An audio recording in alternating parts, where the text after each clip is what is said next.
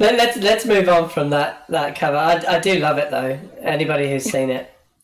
It's so So another batshit believer. So how does one know their mental faculties work correctly when God doesn't exist? Rene, you've actually replied to this one underneath. Yeah, I said the following. Ultimately, it is my first assumption in life that my faculties are reliable. Obviously, evolution would select for correctly working faculties. However, the God and Christianity didn't create our brains to find truth, but to worship Him. So God doesn't solve the issue. God isn't even part of the question. It's an absurd question, and it reflects what I was saying earlier about the assumptions that authority needs to underline everything because reasons. Yeah, because shut up. Especially if the God in question, as you say, according to his literature, is omni-incompetent.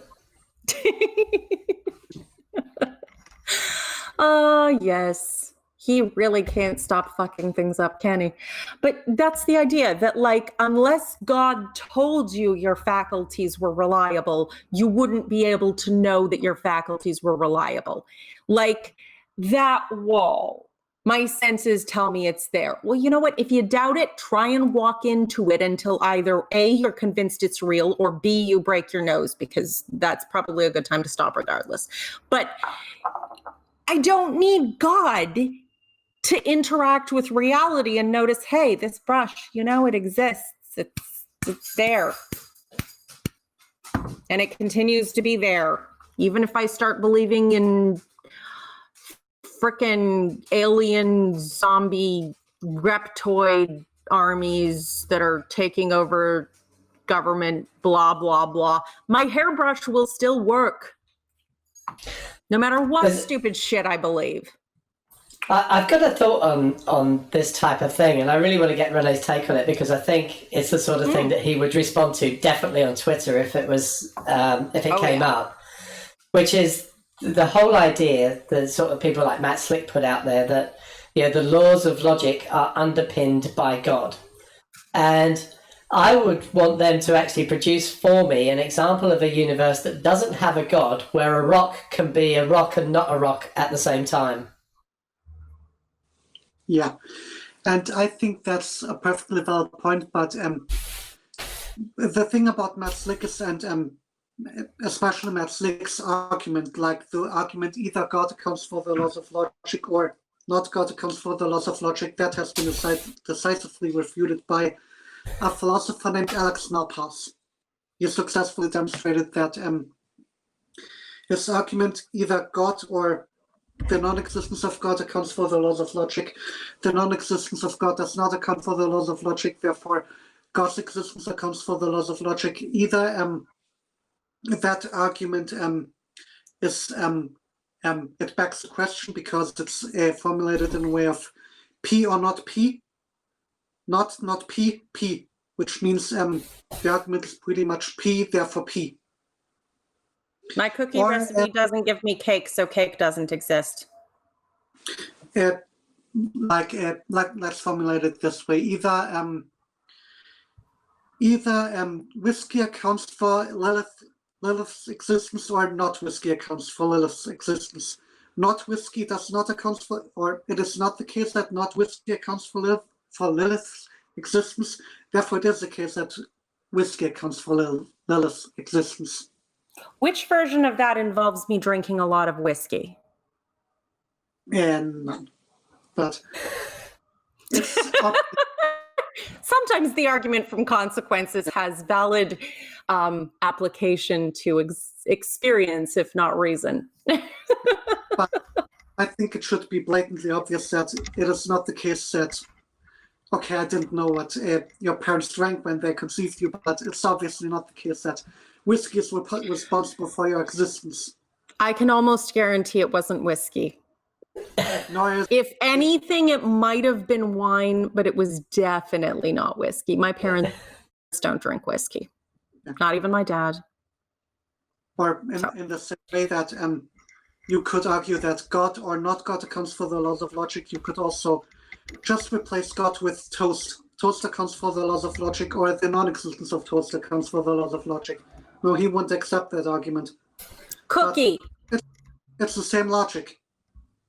It is the same logic. It's trying to insert something in such a way that you can beg the question, and people are endlessly trying to define God into existence. That's the whole point of the ontological argument. If I define God as a thing that exists, then he exists. No. Like the argument that Metzlik uses, it's called a disjunctive syllogism, and it is logically demonstrated that if you plug in a true dichotomy like toast or not toast, or God or not God, into a disjunctive syllogism, then the argument begs the question. It cannot be any other way that's necessarily the case. And if Metzlik were to use a true dichotomy, like, or if Metzlik were to use a dichotomy like either God's existence accounts for the laws of logic, or something besides God's existence accounts for the laws of logic, then he would have to eliminate all other options, and that's basically where his disjunctive syllogism becomes crap, because then he would have to disprove all other options, which he thinks his argument does for him. Which he doesn't even acknowledge what those other options would be. Can we call him Matt Slimy instead of Matt Slick? I'm just saying, if the shoe fits. Yeah, I think the whole reason that they come up with these sorts of arguments is because they don't have any evidence. Yeah.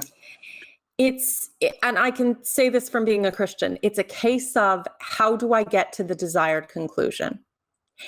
And that's what they accuse us of, because that's what they're doing. In the same way that they always try and terrify us with death when we're not scared of it because we've already come to terms with it.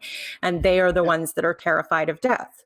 You know, they're like, death, death, death, because it scares them. And we're going, yeah, we noticed. And what do you want me to do? Like, one thing which I want to say is because this person in question to which I replied, is obviously presenting a precept argument, and it's blatantly obvious that he assumes that God exists, and now we have to account for mental facilities in order to counter this argument. But do you know what the biggest fear of a presuppositionalist is? What? The burden of proof. Behold the day that behold the day that an atheist can lean back and say, well, I don't think that I need to accept that God's existence accounts for this. How about you demonstrate it? Mm-hmm. It's true. Their entire system is set up to try and convolutedly avoid the burden of proof, which, as Hitchens actually put it very well, because people will get all snitty about the words burden of proof. He's like, I don't see why I should be the one who has to demonstrate things when you are apparently the one with all the information. You say that there is a God and that you know there is a God and that you know this, that, and another about it. Apparently you have all the information, so why don't you go ahead and share it? Your sources. It's such an intensely obvious thing that you have to invent incredibly convoluted versions of reasoning and philosophy in order to avoid it. And it's, there are very ancient ideas that were proposed about self-evident truths and inherent ideas, which quite frankly only appeared obvious because they were in a very homogeneous ideological area. So, if everyone believes a certain set of things to such a degree that nobody questions it, it may appear self-evident to the people in that group. Doesn't mean it actually is. It's just sort of common. One thing which I also want to say about precept is that I would say, at least in some parts, it's a consistent system, but it relies on assumptions which are fundamentally false. Like, the reason that they don't present evidence is because they think we are against God, we are in rebellion of God, and we have a false set of assumptions that are intrinsically atheistic and intrinsically exclude the very possibility of God's existence. So therefore, if they were to present evidence, it would pretty much be like throwing what they have into a meat grinder, because we cannot be convinced of what they know. We cannot be convinced of what we're fundamentally against sinful creatures, and we already know God exists, but on rebellion. I like what Thurman Trees said when he talked about the idea of logic being reliant on God. And he said, by definition, logic, God has no reason to have or use or have anything to do with logic. We use logic to reason our way from out of ignorance from the knowledge that we have. We reason that if A is true and B is true, therefore C must be true. God has no need of any of that. If he's omniscient, he knows whether C is true or not, regardless of whether A or B is true. He has no need for logic of any kind. It's completely antithetical to anything he would require. So why would it be grounded in him? This is also, I think, sort of similar to an argument that Scott Clifton again made a few years ago, that God is not intelligent because he's incapable of learning. And you can only be intelligent if you have learning capabilities, which God lacks. Well, he does seem to have trouble learning from his mistakes. Yeah. I always describe presuppositionalism as a circular reasoning with a very small radius. It's tight as a sphincter. As Matt Hunty once said, you can't corner sight him, Broomgate, he's completely circular. Fair point. I don't know if I could put this into the Morph Show, as I say, as a family show, but it's certainly tighter than Ted Haggard's sphincter.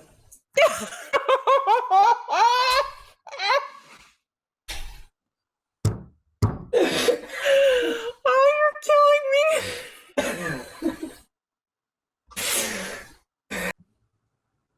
Okay, my next tweet was one, again, I followed a thread onto a Reddit, and the end point of it was the one that I've sent to you, which was about taxing the churches, and a well-reasoned argument for taxing the churches. But where that actually started from was an original tweet where somebody said that their mother had been sent a bill from the church for tithes that she hadn't paid since she stopped going to church.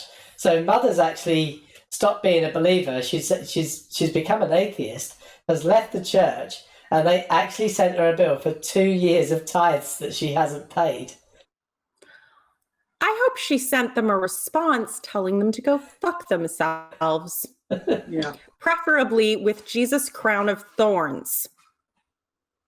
So if they had some sort of claim to the money that she voluntarily gives to the church. Well, this is the thing with tithes. No, I went to churches for years that were very good about this. When it came to offering time, they would say, it's now time for tithes and offerings. If you're a visitor here, please don't feel any pressure. We who are regulars just want to give to God and to the church that we attend. And the implication being that, if you take advantage of a service for a certain amount of time, you should. But the concept of tithes, which incidentally is Old Testament, so we totally don't have to do that, is that 10% of your income goes to God, which of course in those days meant the priests and the Levites, because that's what they lived off of, because they were oh so special. Which, fair enough. And many churches, including the ones I went to, would have an option for people who wanted to do that, where you just set up direct deposit and, X amount. Because if you had a salary, you always knew how much you were getting. You could just take care of it that way. Which is a little, but, again, if you're regularly attending and you contribute, fine. That's reasonable. But I went to churches and I've seen so many of them where you're like, One time, actually, it was amazing. I hadn't seen it in real life in so long. This guy was like, it's time for the tithes and offerings. If you don't think you have any money, you don't want to give let me tell you, just you try and rob God. And literally, like, if you don't give me money, you're stealing from God, because it's his due to have that 10%. And I wish I had walked out right then, but I was just shocked. And I never darkened the door of that church ever again. That was my only time in attendance. Yeah. I mean, what is this person thinking, that he's actually threatening his congregation? Well, and this is the idea. And there is a doctrine that basically everything you have belongs to God. You don't own anything, including you, and far less your money. So it's God's due to ask whatever he wants. And all he asks is a mere 10%. Isn't he so generous to let us keep 90% of what we earn? He's such a stand-up guy. In the thread that I was following through from that original one, it was talking about the money that the churches have been receiving from taxpayer funds, essentially from the government, to keep them going over this COVID period. So what you've got is an organisation that pays no tax that's been receiving taxpayer money. Oh, yeah. Absolutely. And they get to take advantage of all the things that taxpayers pay for: police, firemen, sanitation, everything. They don't have to contribute taxes, but they get to take advantage of everything that taxpayers pay for. And the other thing that even before the COVID crisis and the handouts, which towards churches are fucking obscene in the States, and then they started asking for that $1,200 check that Americans got. The pastors started saying that you should send that to a pastor who isn't receiving his regular tithes and offerings, because, the little bit you were given to try and survive this should go to a pastor, not someone who works for a living. And I shouldn't say that. Some pastors do work very hard, but still. And then on top of it, the whole concept of the tax exemption for churches, at least in modern times, originally it was a power play with the Catholics, but it's sort of linked to the concept of charitable institutions. And we don't tax charitable institutions because they exist to serve the community, and that's fine. But I want to know precisely what charitable institution ever, no matter what it accomplished, could be found to be running multiple international pedophile rings and still be tax exempt. One thing which I do want to say, because you brought up that this pastor was actually paid by tithes and offerings and that sort of stuff, and I think that there may be a difference between Canada and Germany, because in Germany these offerings are only given either for a donation to poorer countries, or sort of for reparations that the church would sort of need, like renovations or new benches, that sort of stuff, but never ever in order to pay the pastor. They have state-run churches in Germany, from what I understand, or state intertwined churches. In Canada and North America, the church can either be autonomous or part of a larger body of a denomination, for example.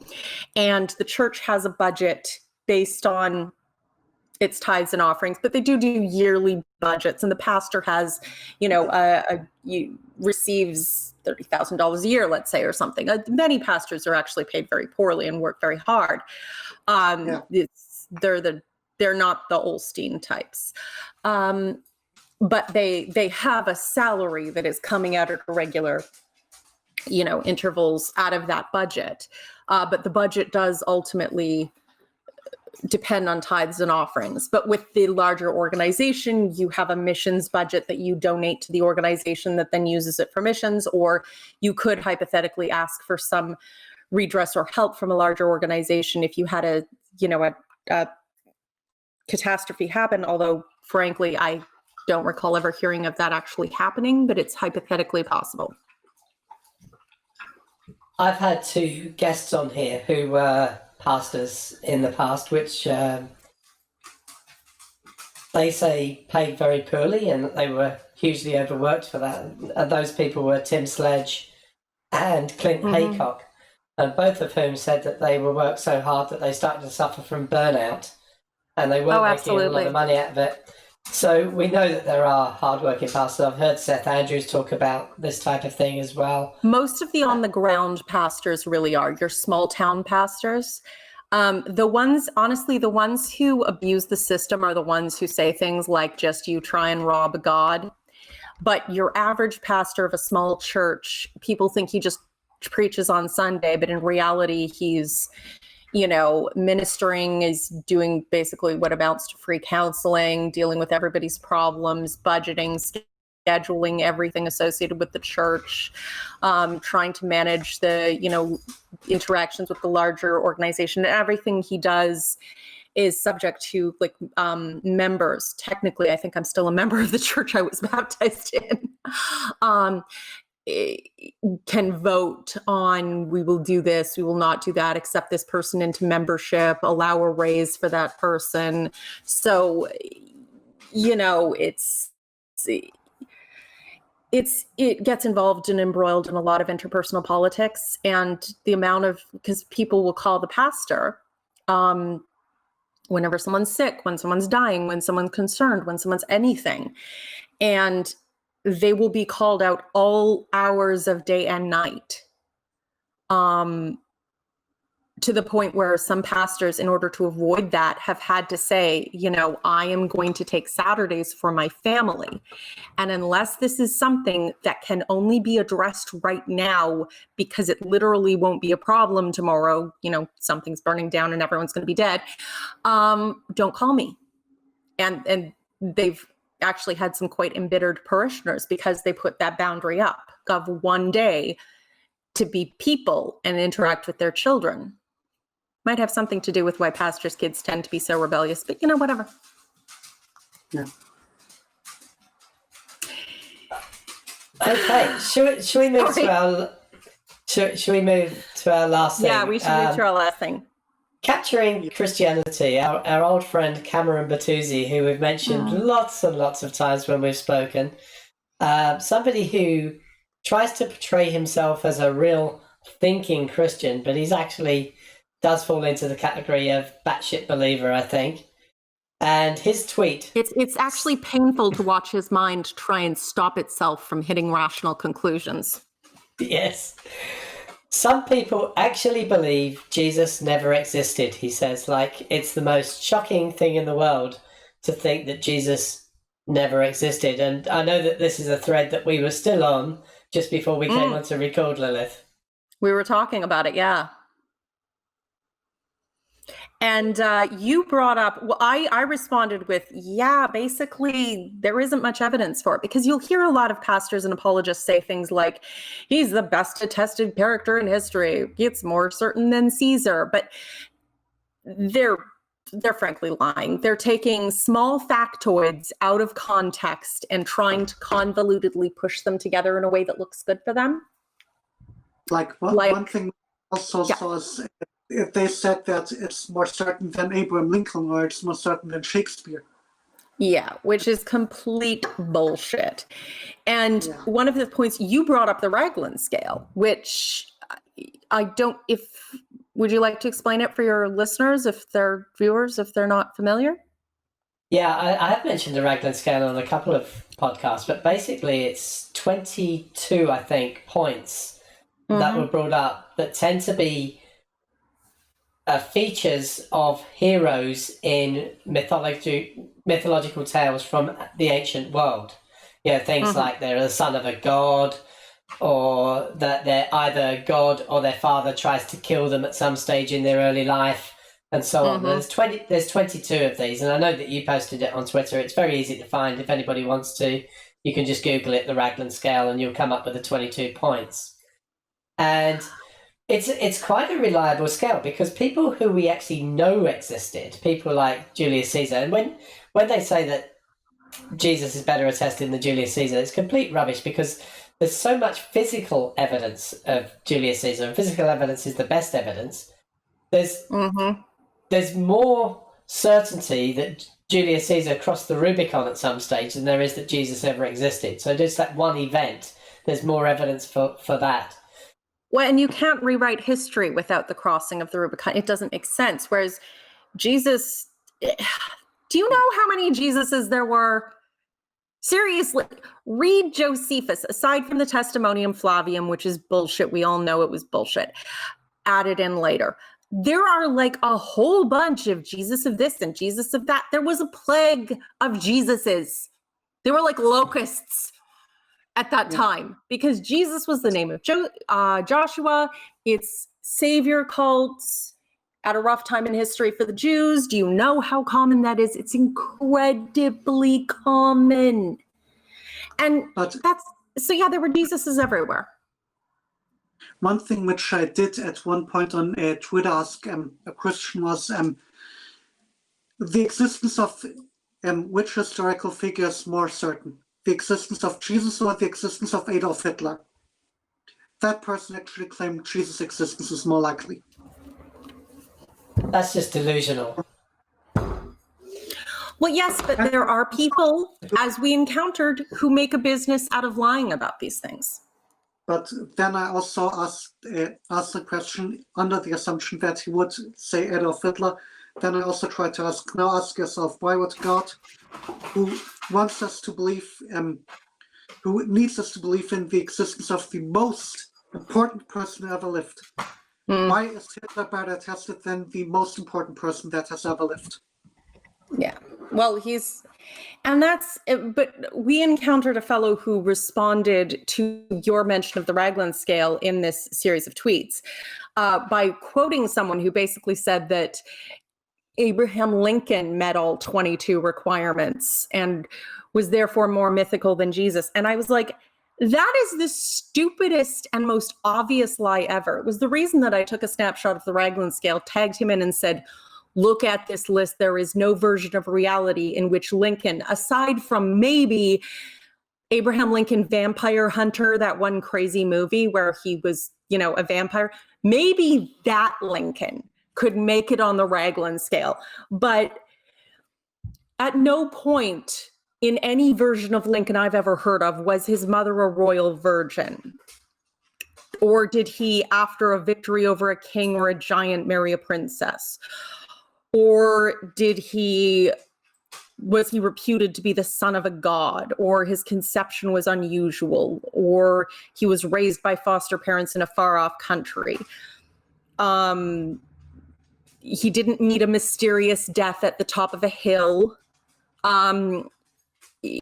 His body was, buried, and he does not have several holy sepulchres.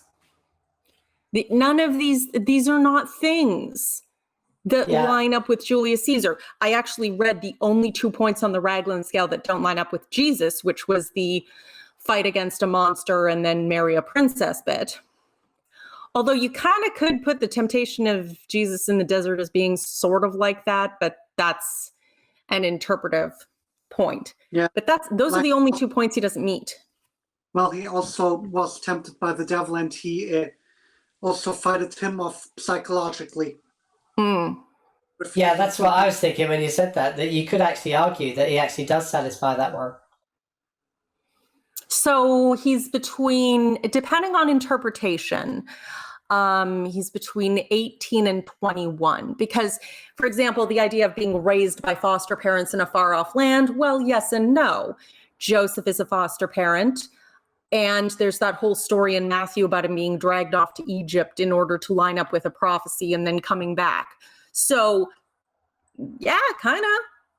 Speaking of Joseph, actually, I got to say, I love the cartoon you put in here at the end. Yes. A terrible person. One thing which I always wondered about Jesus is how much of his mother's DNA does he share? Because if he shares any DNA with his mother, then wouldn't that make him less than God? Oh, And if no, the no, show- no. Because remember, he is 100% man and 100% God, but he's only 100% himself and this is not a contradiction, because shut up. Of course it isn't. It's not like the 100% God and 100% man argument just 2 days ago. Yeah, because theology is clearly founded on the being who is the basis of logic. Yeah. Because shut up reasons God is mysterious. Sit down. I think the Raglan scale is actually, they were trying to discredit the Raglan scale, these people, but as they often have to do, and this is what gets me. These people all say that they're standing up for truth and the truth, but they so often have to lie in order to do that. And so obviously lie. I mean, yeah. Lincoln?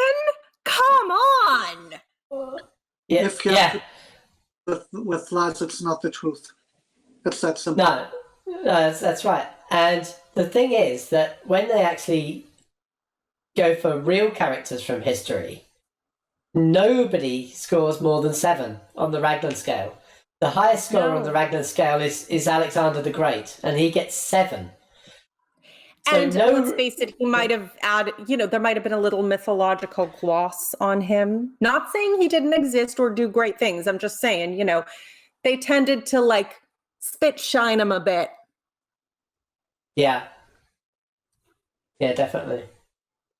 So I was just thinking about Cameron as well. I talked to Neil a little bit about this the other day, that he says that the best argument for God is the cumulative case. So pressed on this, he'll say, well, you've got the kalam and the ontological and the teleological and etc. etc. Now, I think you might have thoughts on this, Rene. I said to Neil that let's suppose that each of those arguments gets you 90% of the way there. Let's just put a figure on it. So 0.9. I reckon that what you do is you multiply them. So when the first argument gets you 0.9, but when you've got the second argument doesn't work as well, you go 0.9 times 0.9, 0.81, and then the next one 0.729. So the more arguments you've got that don't work, the probability actually goes downwards. What do you think? I would say that's mathematically true, but what I would simply ask Cameron is, okay, let's suppose that the best argument that you have is the cumulative case for God. And the cumulative case would include the kalam, the ontological argument, the moral argument, blah, blah, blah. We all know what arguments he's talking about. What I would then ask him is, based on this cumulative case, let's say you are 99.99999% certain that God exists. Now, if I was able to disprove the ontological argument, how much would his confidence in the cumulative case drop? And therefore the confidence in God's existence. I would wager that it won't drop at all, because I don't think that... Of course it wouldn't, because it's not actually based in reason. Because I don't think that he bases his belief in God on the argument. Yeah, I think you're absolutely right. I think that these arguments are only convincing to people who already believe. And I think what they should be honest about is the reasons they actually believe, rather than giving these arguments.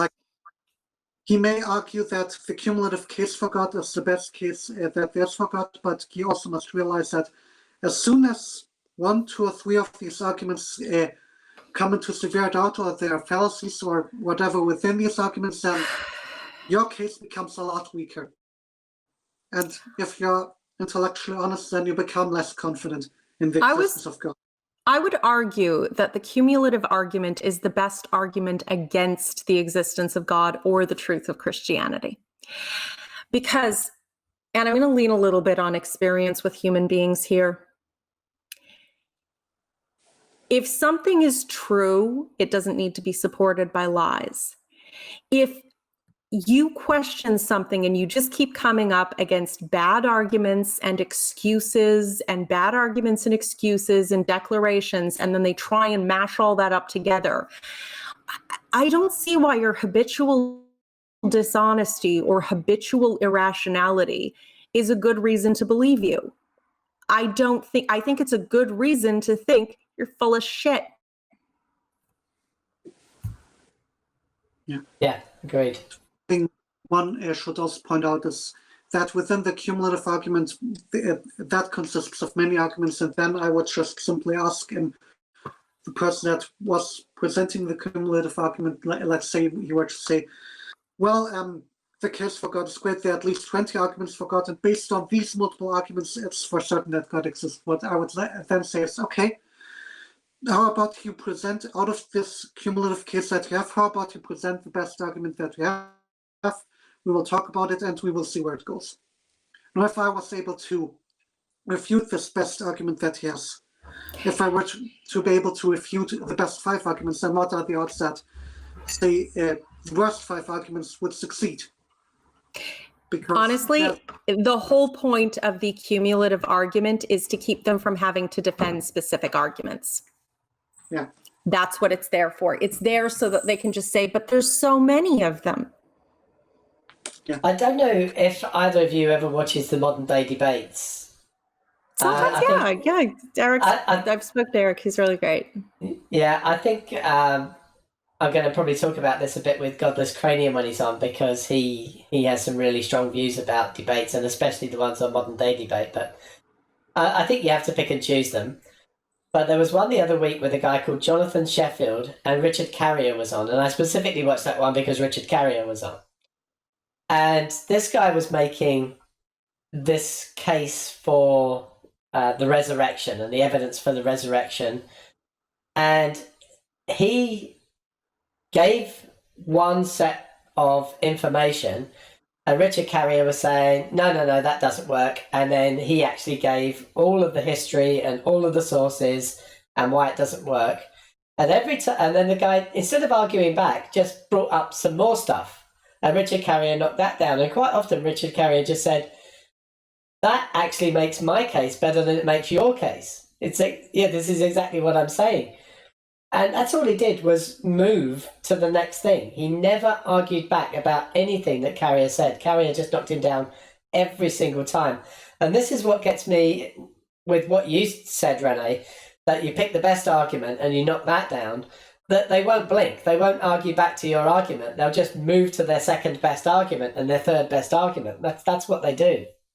And I didn't see the Carrier debate, but if I had been Carrier, I would immediately have said, well, hold on, let's... What did you just say?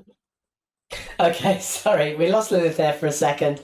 So I'll just reiterate, I was talking about the debate with Jonathan Sheffield and Richard Carrier, and how Richard Carrier just kept knocking down every single argument. And instead of arguing back, he just moved to the next one. And that's what the point was that Renee was saying about getting them to choose their best argument from the cumulative case and then knocking that down. And my feeling is that rather than trying to argue with you about that, they'll just move to the second one and the third one and so on as you knock each one down. As I said, the point of the cumulative case is to not have to actually look at the case. Just kind of blur it all into a big thing. And I didn't watch the debate between Carrier and Sheffield, but let's say if I was Carrier, then as soon as as I had knocked down the argument that Sheffield presented, and then Sheffield was trying to move on, I would immediately call him out and said, hold on, we're going to stay at that point. I just refuted you. Will you acknowledge this? What do you say about this? What does that do to your belief system? Does this change anything for you? What becomes now of your case? Yeah, I think Carrier should have definitely done that. You know what I noticed ever since childhood that really kind of freaked me out? My dad would tell me things about how to avoid scam artists. Like if someone's trying to get you to make a decision right now, walk away. Don't be pressured. Different hard sales tactics. And yet I noticed that all of them were used in evangelicalism. And honestly, I don't think these people are they're just trying to overcome objections in the same way a salesman does, not actually address objections or consider them in any way.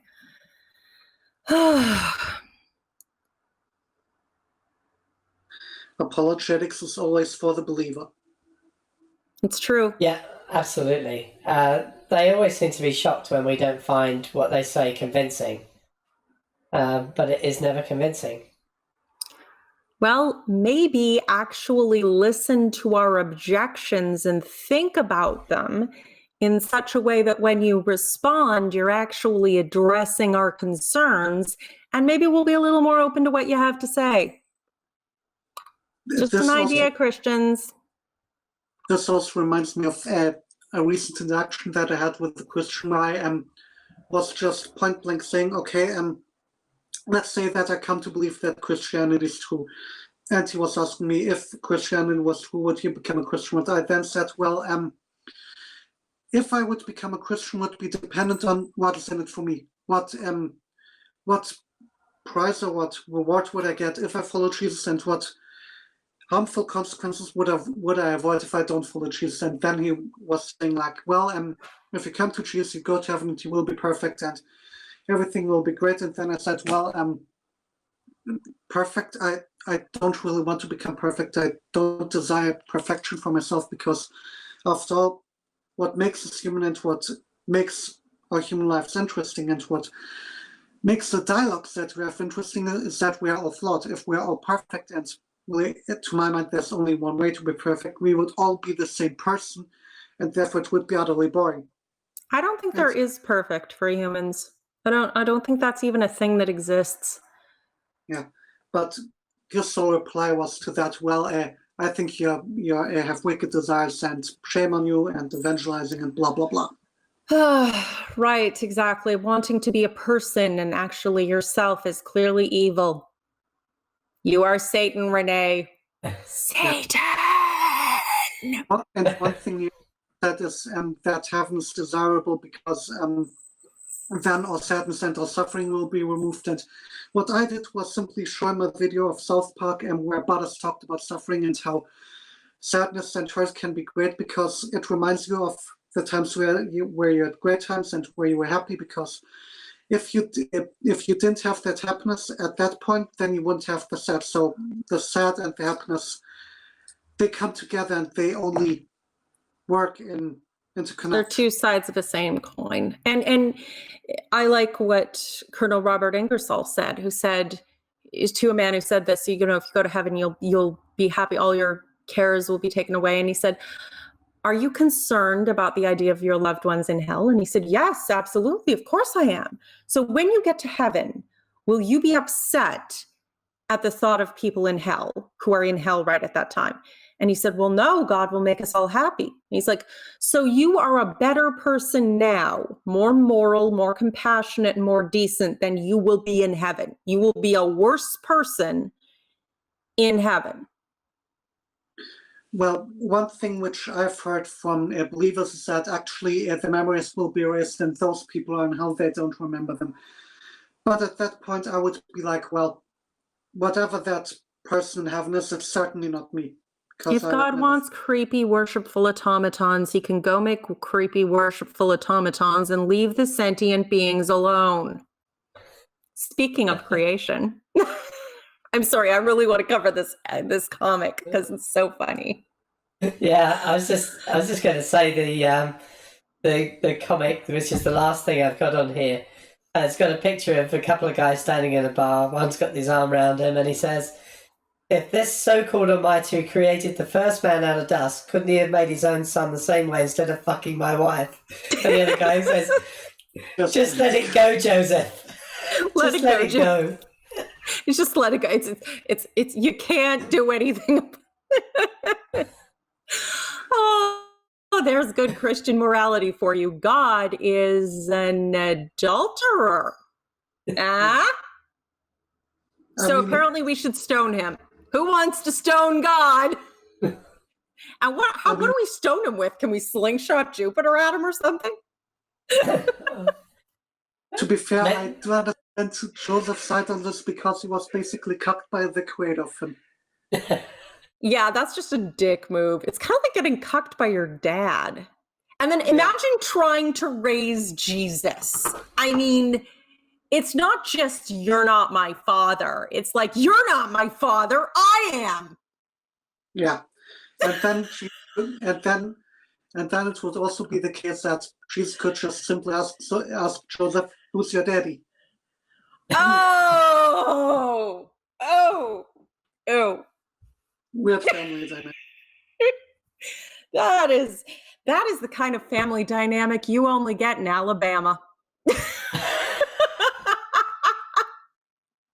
Like if you think about it, Jesus basically had sex with Mary, and Mary then therefore conceived the person who had sex with her. Ew.